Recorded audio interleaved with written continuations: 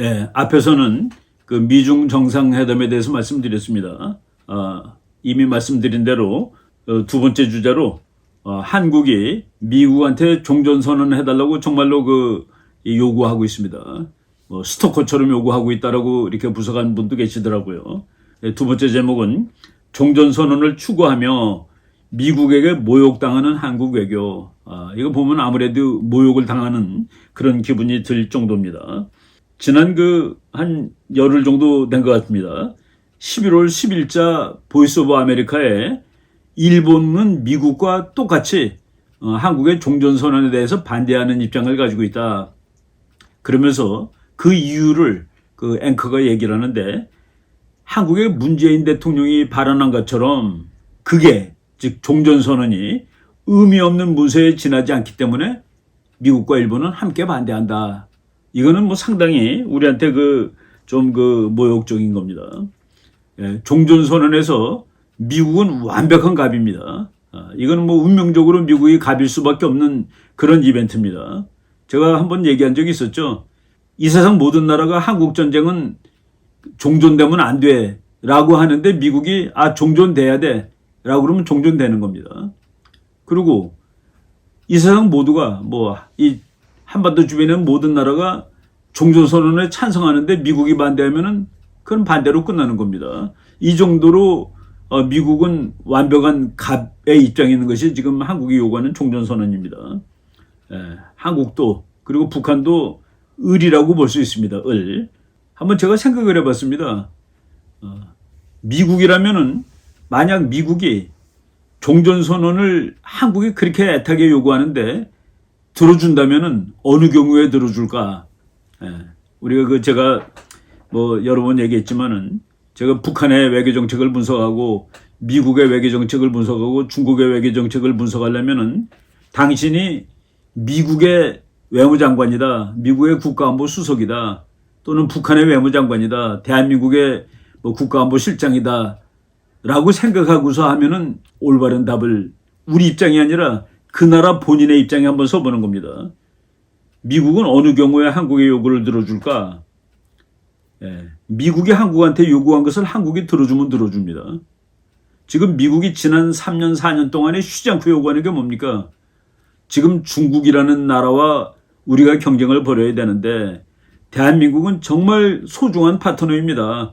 우리가 중국하고 경합을 벌이는데 대한민국은 반드시 우리랑 동맹이니까 우리 편을 들어주기 바랍니다.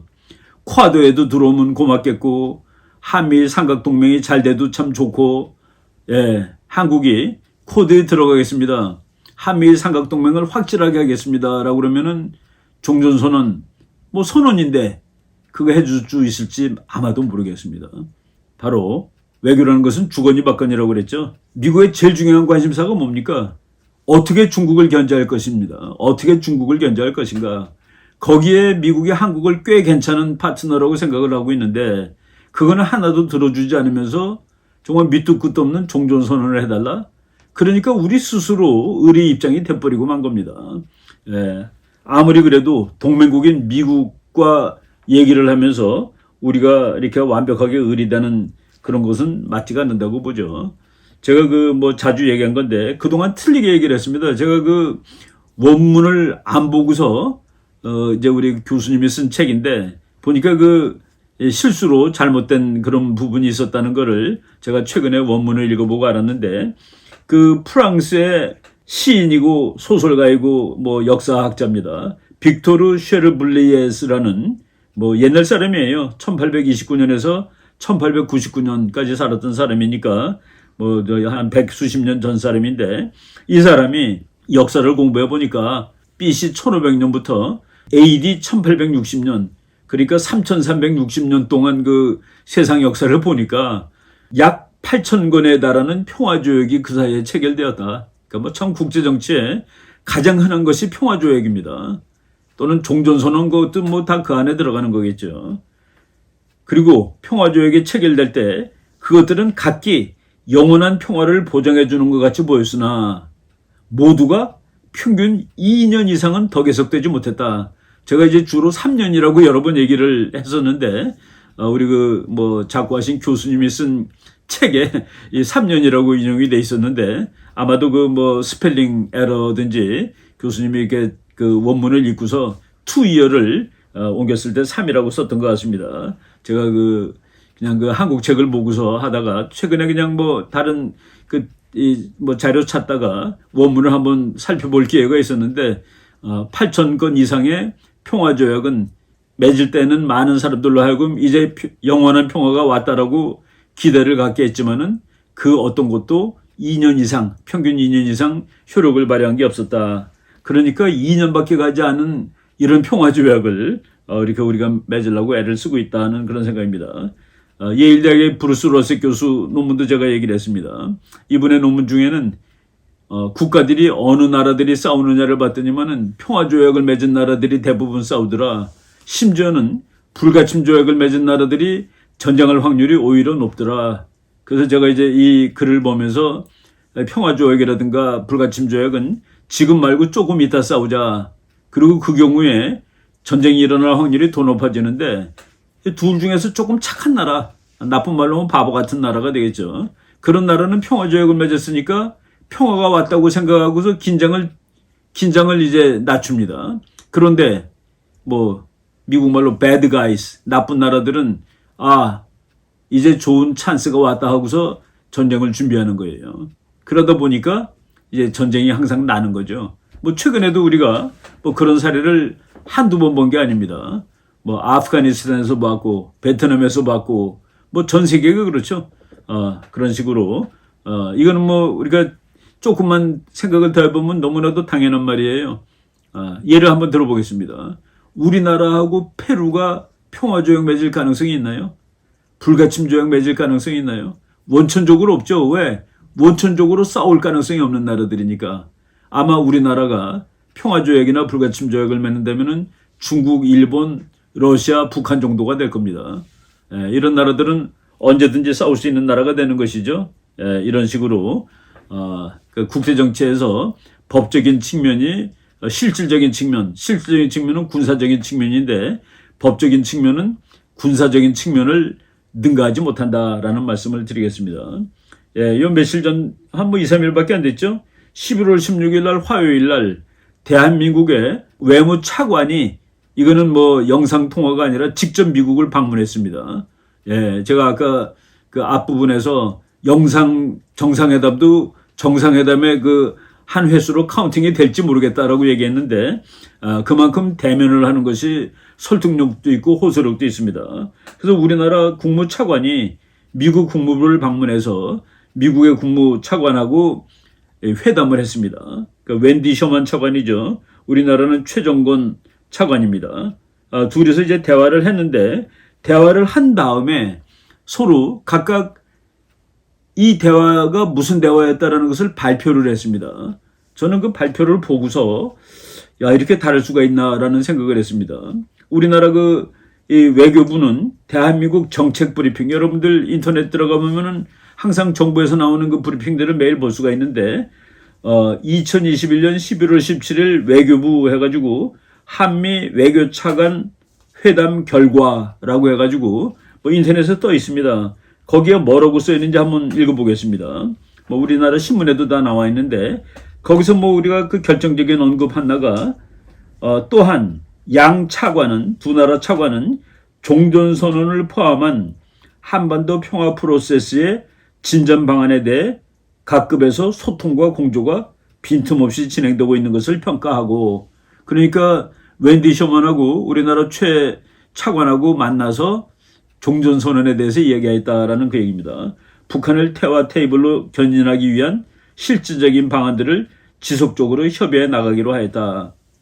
많은 우리나라 그 학자들이라는 그 사람들이 종전선언은 물 건너갔다 했는데 종전선언을 포함한 한반도 평화 프로세스에 대해서 소통을 했다. 그래서 많은 한국 사람들, 한국 학자들, 저도 뭐 물 건너갔다라고 얘기한 적이 있으니까 최근에 살펴봤습니다. 그래갖고 미국 국무부에 들어가 보면 또 미국 국무부도 무슨 일이 있었다라고 발표를 하죠. 그래서 미국 시간으로는 2021년 11월 16일입니다. 우리나라 17일 같은 날이죠. 제목이 이렇게 되어 있습니다. Deputy Secretary Sherman's Meeting with Republic of Korea First Vice Foreign Minister 최 셔먼 외교 차관이 한국의 외교 차관 최 차관하고 미팅을 가졌다, 모임을 가졌다. 그래서 그것을 보도한 겁니다. 보도한 것도 공식적으로 네드 프라이스 그 미국 국무부의 대변인입니다. 대변인 명의로 나온 보고서인데 아주 짧습니다. 제가 전문을 한국말로 번역을 했는데 읽어드리겠습니다. 지금 한국 거는 이렇게 나왔다고 그랬죠. 종전선언을 포함한 한반도 평화 프로세스의 진전 방안에 대해 각급에서 소통과 공조가 빈틈없이 진행되고 있는 것을 평가하고 라고 한국 거에는 나왔는데 미국 거에는 나온 것이 뭔지를 제가 그 전문을 다 읽어드리겠습니다. 한국말로. 웬디 셔먼 차관과 한국의 최정권 차관이 오늘 워싱턴에서 만났다. 셔먼 차관과 최 차관은 한미동맹을 인도태평양과 그것을 넘는 지역에서의 평화 안보 번영의 린치핀임을 재확인했다. 그 한미동맹은 정말로 아시아 태평양 전체에서 대단히 중요한 동맹임을 재확인하였다. 셔먼 차관은 한국의 지역 및 세계적 리더십을 환영했고 한국이 동북아시아 그리고 세계에서 리더십을 발휘하는 나라가 되었는데 그것을 환영했고 미국이 동맹국인 파트너와 함께 법에 기반한 국제질서를 수호함은 물론 법에 기반한 국제질서가 Rule-Based International Order라고 그러는데 이 말은 그 미국 사람들이 특별히 중국한테 하는 말입니다. 너희들 행동은 너무나도 법에 의거하지가 않고 있어. 너네들은 제멋대로야. 국제질서는 법에 의거한 것이라 해야 돼. 그런데 한국이 미국은 동맹국들과 함께 한국을 포함한 법에 기반한 국제질서를 수호함은 물론 그리고 이제 버마의 민주화를 얘기했습니다. 버마가 평화적으로 민주주의를 회복하는데 온갖 지원을 위해 개입한다는 점을 강조했다. 그러니까 미국이 뭐 룰 베이스드 인터내셔널 오더, 버마의 민주화 등등에 한국하고 함께 참여하고 있음을 강조하였다. 두 차관은 또한 북한에 대해 그리고 한반도에서의 완전한 비핵화에 관해 한미 양국이 공동으로 관여하고 있음을 논했다. 지금 북한 비핵화를 위해서 한미 양국이 적극적으로 노력하고 있음을 말했다. 셔먼 차관과 최 차관은 미국, 일본, 한국의 협력이 코로나 바이러스, 기후변화 위기, 전염병 이후 경제 회복을 위해 강력한 공급망을 확보하는 등 21세기 세계 문제에 대응하는 데 필수적인 이름을 강조했다. 이게 전문 전체입니다. 여러분 여기서 종전선언이라는 지읒자라도 한 단어 나옵니까? 왜 두 차관이 만났는데 한국에서 발표한 거하고 미국에서 발표한 게 이렇게 다르냐는 그 얘기입니다. 그러니까 미국은 종전선언이라는 데 대해서 이런 방구도 하고 있지 않습니다. 그런데 이 글이 나간 다음에 한국이 미국한테 많이 또 요구를 했던 것 같아요. 그래갖고 그 웬디 셔먼 차관이 직접 그 기자들하고 얘기한 겁니다. 그래서 이제 물어본 모양이에요. 그 기자들이 한미 간 종전선언 합의와 관련해서 세부 사항을 말해줄 수 있느냐라고 질문을 했더니 종전선언과 관련한 문제에 대해 짧게 대답하겠다. 미국은 한국과 일본, 다른 동맹 및 파트너와 갖고 있는 협의에 대해 매우 만족하고 있다. 이건 또 무슨 소리예요? 종전선언과 관련한 문제에 짧게 대답하겠다. 미국은 한국과 일본, 다른 동맹 및 파트너와 갖고 있는 협의에 대해 매우 만족하고 있다. 종전선언에 일본은 또 왜 들어갑니까? 종전선언에 일본이 왜 들어가요? 일본이 한국전쟁에 참전했나요? 공식적으로? 이거는 우리가 이런 대답을 받았으면은 어떻게 얘기해야 되는지를 나는 그 외교관들한테 한번 좀 그 고위급 사람들한테 한번 물어보고 싶습니다. 셔먼 부장관은 이어 계속된 협의를 고대한다. 앞으로도 계속 얘기를 했으면 좋겠다는 얘기입니다. 이 시점에 종전을 선언하는 것에 미국이 동의하는지에 대해서 물어보니까 셔먼 부장관은 미국은 부장관이라고 얘기도 합니다. 차관이라고 해도 되고 종전선언에 대해 이미 답을 했다. 우리는 좋은 협의를 하고 있고 계속 그렇게 할 것이다. 이게 무시하는 거 아닙니까? 우리가 무시당하는 거 아닌가요? 그리고 이제 셔먼 차관이 더 한 말입니다. 그는 미중 첫 화상 정상회담을 거론하며 양국 간 경쟁과 협력 차이의 영역이 있다면서 아주 중요한 건 한미일이 한마음으로 국제적 번영과 평화 안보 보장에 협력하는 것, 그것이 가장 중요한 것이다 라고 얘기했답니다. 제가 앞전에서 이렇게 얘기했죠. 미국이 혹시 정말 한국 정부가 선언이라고만 얘기하면은 다른 아무것도 현상 변경이 없이 선언이라면은 그걸 미국이 만약 혹시 해준다면은 한국이 이걸 해주면 해줄 수 있을지도 모르겠다라고 얘기한 그런 겁니다. 한미일이 한 마음으로, 왜 한미일이 한 마음 되면 누구랑 싸우는 겁니까? 중국이죠. 그럼 물론 북한도 들어가고, 그럴 경우에 바로 이런 것들이 지금 우리가 왜 이렇게 외교를 잘 못하느냐는 그런 얘기입니다. 제가 그 한국 측 주장을 미국의 학계, 정, 군, 외교 전문가들이 무시하고 경멸하는 투로 언급을 많이 했다. 제가 그동안 여러 차례에 걸쳐서 이 말씀을 드렸기 때문에 뭐 이렇게 다시 자세하게 말할 필요는 없겠습니다만은 미국이 노골적으로 얘기를 했습니다. 종전선언에 대해서 한국과 일본 입장이 일치하는데 한국과 미국 사이에는 견해차가 있다. 그리고 이제 뭐 맨 처음에는 학자들이라든가 전직 뭐 관리들이라든가 지금 현재 정치를 하고 있지 않은 사람들이 얘기를 하면서 그거는 너무나도 이상적이야. 그리고 너무나도 구체적이지 못해. 라고 이제 얘기를 하면서 비판을 했습니다. 그런데도 말이 계속 이어지니까 지난 10월 26일 날 직접 현재 정치를 담당하고 있는 외교정책 결정 과정에 직접 참여하고 있는 제이크 설리반 씨가 나와가지고 미국과 한국 사이에 다소간의 차이가 있다. 말은 다소간이라고 얘기했지만은 실제로는 순서가 다르다. 한국은 종전선언을 하면은 북한이 핵을 내려놓을지도 모르겠다라고 얘기하는데 미국의 경우는 북한이 핵을 내려놓은 후래야지 종전선언을 해줄 수 있다. 그러니까 말은 점잖게 외교적으로 다소간 이렇게 얘기했지만은 실제적으로는 견해가 완전히 다르다라는 말을 한 겁니다. 그런데도 불구하고 한국이 계속 밀어붙이니까 그 다음에는 미국 보이스 오브 아메리카에서 한국과 미국은 종전선언에 대해서 완전히 다른 생각을 가지고 있다라고 다소간을 완전히로 바꿔놓은 적이 있습니다. 그러고서 제가 이미 말씀을 드렸습니다만은 일본의 기시다 총리도 우리는 한국에서의 종전선언에 대해서 찬성할 수 없다. 미국도 찬성을 하지 않는데 미국하고 견해가 같다. 그 이유는 의미 없는 문서이기 때문에. 그러면서 문 대통령도 그렇게 말하지 않았느냐라는 식으로 얘기를 하고 있습니다. 제가 미국 방송을 듣고서 물론 이제 한국말로 한 방송이지만은 다시 제가 잘못 들었는지 확인을 다시 했습니다. 문 대통령의 발언처럼 종전선언이 의미 없는 문서이기 때문에 일본도 미국과 더불어 반대한다라고 얘기를 했다. 이거는 참 우리가 모욕을 당한 거예요. 그리고 뭐 몇 가지만 더 얘기를 드리겠습니다. 종전선언이 바로 지금 얘기는 아니죠. 몇 년 된 얘기죠. 몇 년 된 얘기입니다. 2019년 2월 6일 날, 그때는 트럼프 대통령이 있을 때죠. 헤리티지 파운데이션, 아주 유명한 미국의 보수적인 연구단체입니다. 거기에 연구위원인 피터 브루커스라는 사람이 지금은 한국에서 가짜 평화를 만들 시간이 아니다. 그걸 가짜 평화라고 아예 얘기를 했습니다.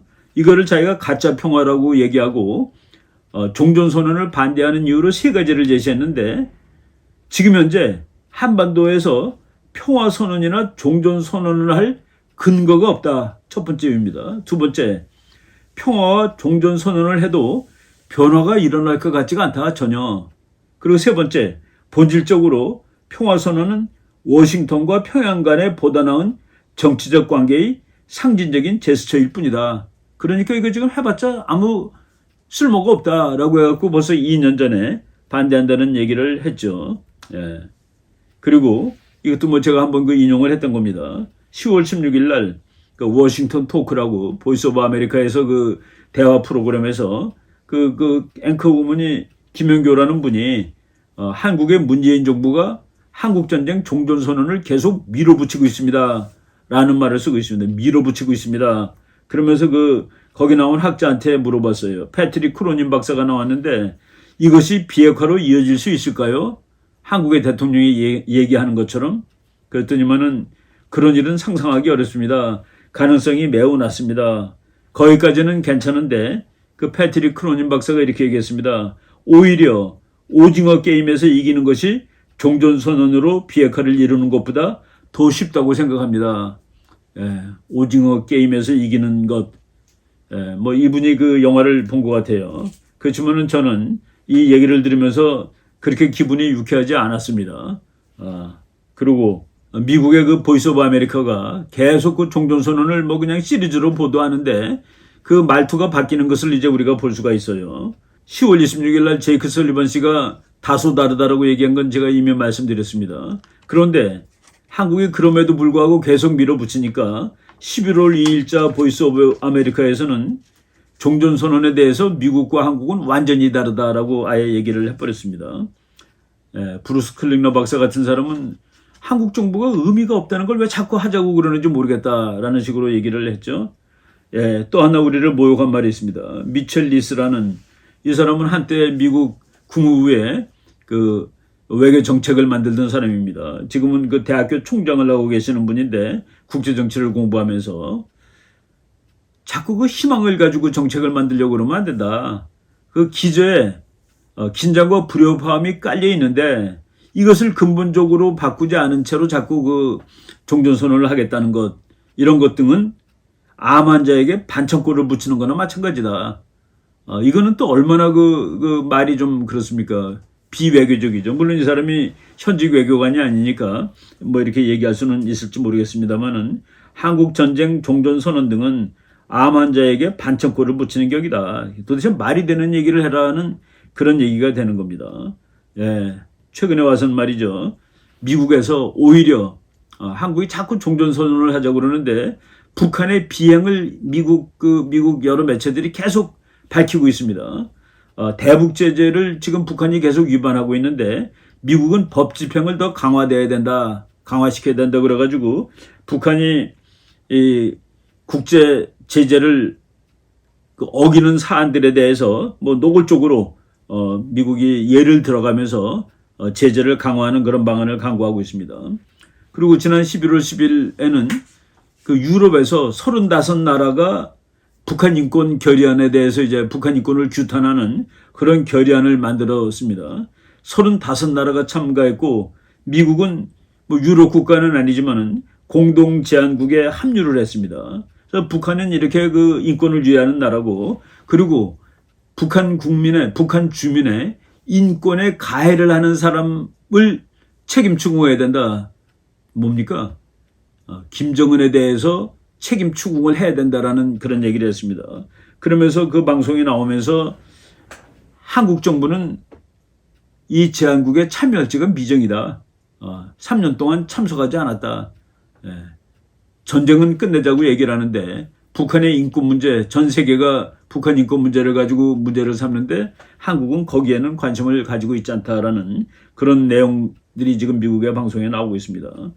거기에 더해서 미국은 최근에 북한이 우라늄 농축 공장 등을 지속 가동하고 있고 그것은 정말로 심각한 위협이다라는 사실을 방송을 하면서 그 미국의 인공위성들이 북한의 그 뭐 우라늄 공장 같은 거 사진을 찍은 것을 그 언론 매체들 통해서 이렇게 내 보이고 있습니다. 이게 뭡니까? 한국, 지금 북한은 이런 일을 하고 있는 거야. 인권 탄압을 하고 있고, 그리고 국제사회는 인권 탄압을 하는 그 당사자, 즉 김정은이를 지금 처벌해야 된다고 얘기하고 있어. 근데 한국은 거기에 가입할 의도가 없잖아. 지난 몇 년 동안도 안 했고. 그리고 이 우라늄 이렇게 만들고 있는 거 보라고 하면서 미국이 우리가 하는 요구를 지금 대답을 안 해주고 있습니다. 우리는 지금 제가 앞전에서 말했는데 뭐 웬디 셔먼 미국 부차관이 그렇게 얘기했죠. 지금 가장 중요한 것은 한미일이 협력하는 것이다. 한미일이 잘 협력을 하면은 뭐 그것이 그냥 선언일 뿐이라면 뭐 해줄 수도 있다라는 것이 뭐 우리가 그 한번 상상을 해볼 수 있을지 모르겠습니다. 저는 안 해줄 거라고 봅니다. 왜? 우리가 지난번에 얘기했듯이 미국은 법치주의의 나라입니다. 한번 법으로 만들어 놓으면은 선언을 하면은 이것을 지켜야 된다는 그런 생각을 하고 있는 나라이기 때문에 이런 그 앞뒤가 없는 이런 일들을 아마도 미국이 동의하기 어렵다고 보는데, 왜 이런 그 미국이 완전한 그 갑의 입장에 있는 이런 안건을 가지고 우리가 이렇게 그 헤매고 있는지에 대해서 좀 답답하다는 이 생각이 들었습니다. 예, 뭐 앞으로 말이죠. 제가 그 미국과 중국 사이가 외교보다는 전쟁 쪽으로 군사적 긴장으로 갈 가능성이 높은데, 그런 부분에 대해서 아까 그 말씀드린 그런 책도 한번 읽고서 한번 소개하는 프로그램을 만들어 보도록 하겠습니다. 네, 오늘 거는 이 정도까지 하겠습니다. 네, 여러분 고맙습니다. 네.